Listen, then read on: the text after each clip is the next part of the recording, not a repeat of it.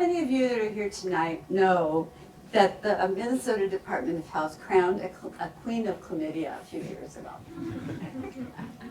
Nobody.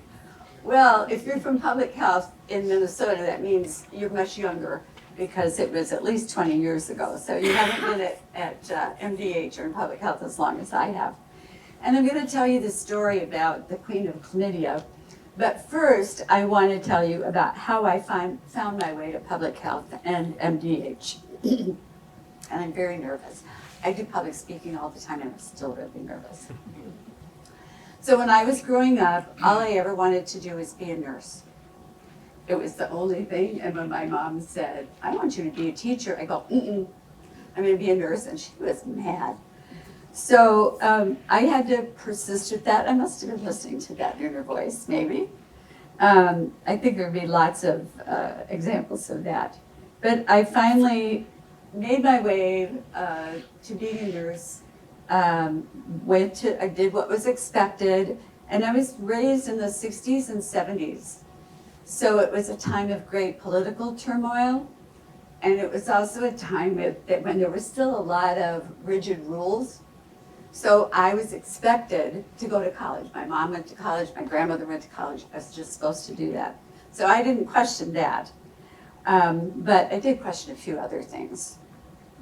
So I went to nursing school, but I didn't do it a traditional way, or I did a traditional way back then.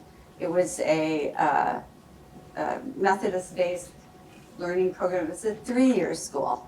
So that meant we had school all year round, and we had 3-month practicums, which doesn't exist in most places these days for nurses. So I feel like I got a fantastic education.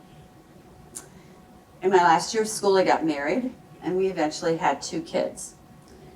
In the intervening years, I worked many jobs, many nursing jobs in many specialty areas, ICU, CCU, ER, all those things.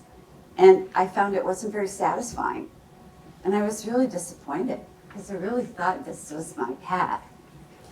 So I paid attention to that, but I kept on in nursing because I didn't know what else I could do. And then probably the hardest part of my life happened. And that was that I had my son, and I hated being a mother. I didn't like it. I didn't know how to do it. I didn't know who to ask. And in 1972, there were no baby books other than Dr. Spock, if any of you know that one. And there were no parenting books. So there was no one to ask. I was lost. I had no idea what I was doing.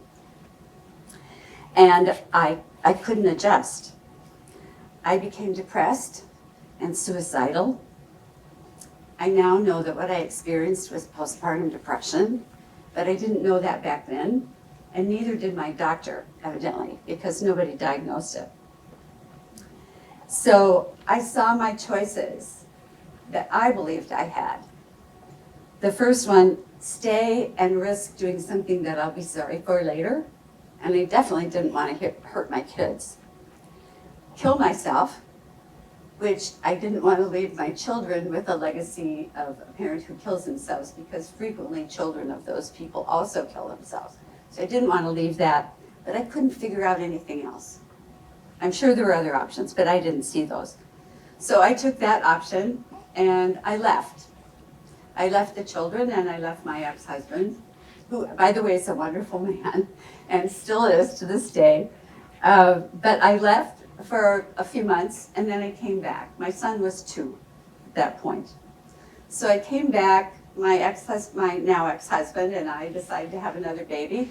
So I had a baby, a girl who's actually here tonight. I don't know where she went, but she's someplace in this room.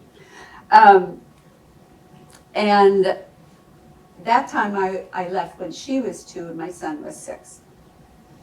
And I just decided I couldn't go back. And so we separated, and eventually I was on my own and I had to go back into nursing so I could support myself. By the way, I'd never lost touch with my children. I continued to talk to them every week on the phone, have them on weekends, So I left the situation that was so stressful for me, but I didn't leave my children totally. So it was a very difficult time because in that day and age, no mothers left their children. Didn't happen. So I really got immersed in my work because that was the only thing that I could see that I could do. It became my guiding light. And so over the next few years, I had many opportunities to work in nursing careers and some outside of nursing. One time I was a manager for a blues bar in Omaha for a couple of years. And then I traveled with a theater group for a couple of months. And every time I made a new circle of friends, I had new experiences, not only just people I'd never met, but people not like anybody else I'd ever met before. And I was also learning about alternative health, alternative mental health, and I really liked some of those things, and I started seeing how I thought those could apply to mental health patients. And but I knew that as a nurse, I would not be the one making the decisions. I'd be the one doing what somebody else told me to do. And I decided I didn't like that because I wanted to make decisions about alternative things that I thought could help people too. So in that process, I saw how I could help other people in new ways. And this along the way helped me create my core values, which included nonviolence and several other things. So even though it was a tumultuous time for me, I continued to believe in the power of advocacy. I could see it around me with the feminist movement, with other movements that were happening. It was the days of the Vietnam War and the end of the Vietnam War, which, by the way, some people might be having flashbacks to those times given what's happening on college campuses right now. That happened frequently when I was in that age group. So I really became convinced of that. And at that time, I found this quote from Margaret Mead. It says, "Never doubt that a small group of thoughtful, committed citizens, individuals, can change the world. Indeed, that's the only," I get choked up when I read that because it's so important. "Indeed, that's the only thing that ever has." So I really took that to heart, and I became committed to several social issues, and kept working as a nurse or wherever I could get a job that I liked. And so after a few years and years of experiencing all these different things, I finally said I need to go to graduate school. But still, in the meantime, I was blessed with a lot of good opportunities. So I worked with sexual violence victims, I worked with domestic violence victims. After I came to Minnesota, I worked with sexual offenders because I wanted to know, after working with rape victims, I wanted to know why men did it. Most of the men did that. I worked in a chemical dependency treatment program. And in almost all of them, things narrowed down to sex education. And so that gradually became sort of my specialty.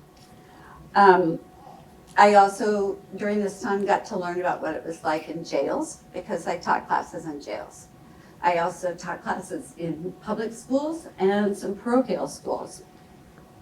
So clearly, those early years of nursing helped prepare me for the job that I do now. So in 2000, I moved to Minnesota because my daughter asked me if I would please move up here. And I thought, sure. So I moved up here and I worked at several different things, part-time jobs, consulting things, until I figured out that, consulting was never going to work full-time because I didn't get paid enough, or if I got paid enough, it stopped, the contract stopped. I decided I needed a full-time, well-paying job. And so I looked at the health department. I worked with some people from the health department. So I looked at the health department and all my friends said, "You'll never make it at the health department." They knew how outspoken I was, and they said, "It'll never last." I go, "You're right." I'm probably going to get fired in the first 2 years. So clearly, I've been here, well, I didn't get fired, I'm still here. I've been here 23 years, and I never had considered public health until I came to the department. So soon after I came, I think I'm already over my time, I'll try to talk quickly. The public health department got what was called an infertility prevention grant from CDC. CDC was providing these grants to every state health department across the country. And what it really was a chlamydia screening and treatment program project.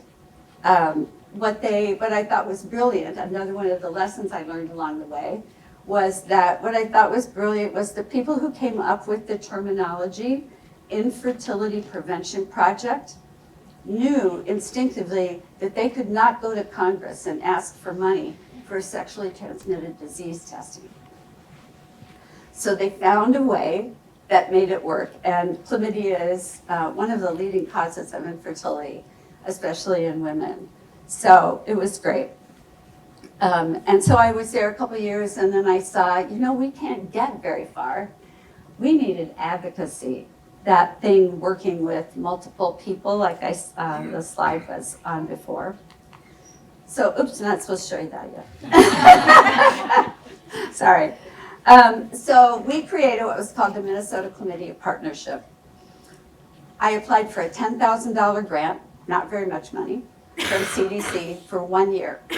My boss at that time told me, "We have no money after that's gone. You can't make it last more than a year." I said, "Okay."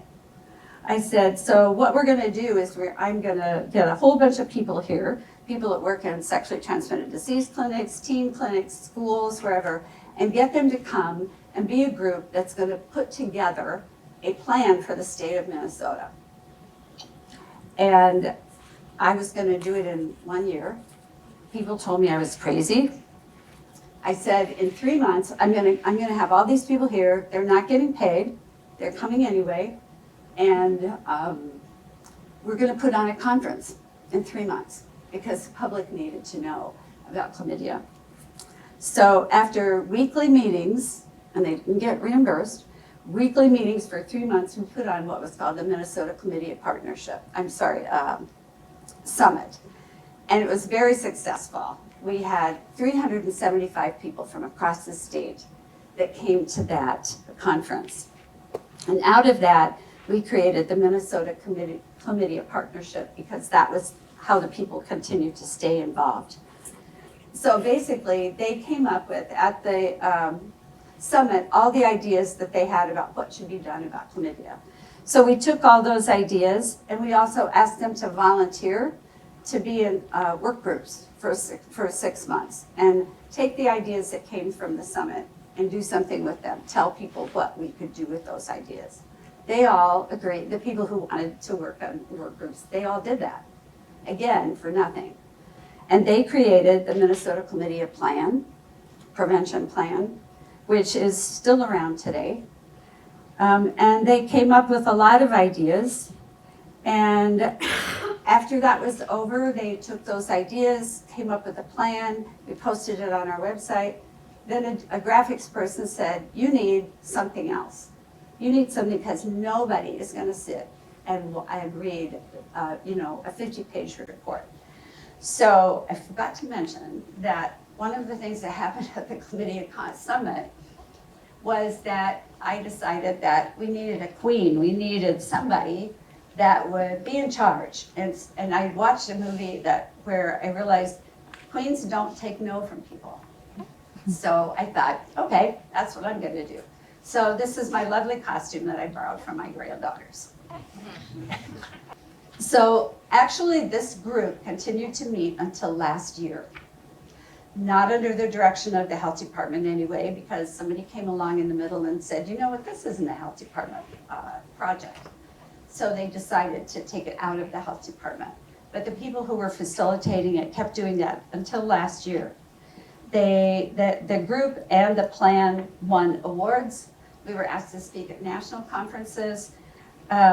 We were instrumental in the formation of CRUSH, which is still going today. out of the Annex Teen Clinic, and they were a group of adolescents going out and doing, on the street, doing STD testing and education. And and we had a whole bunch of swag presented or made because everybody loves swag. And so we've had to reorder that a couple of times because people love it, and even adults. So there's one more that has a quote that I really thought was important. It's from Buckminster Fuller, the architect, who said that people who work in a system are not the people who need to fix it. People who work in the system that aren't happy with it need to create a separate system and do that work themselves.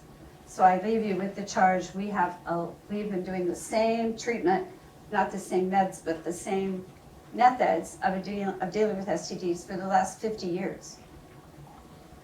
And it hasn't changed. And we need to change because we're still doing it and the numbers are skyrocketing. So I leave you with those ideas and think about how do you think we could change the STD world these days.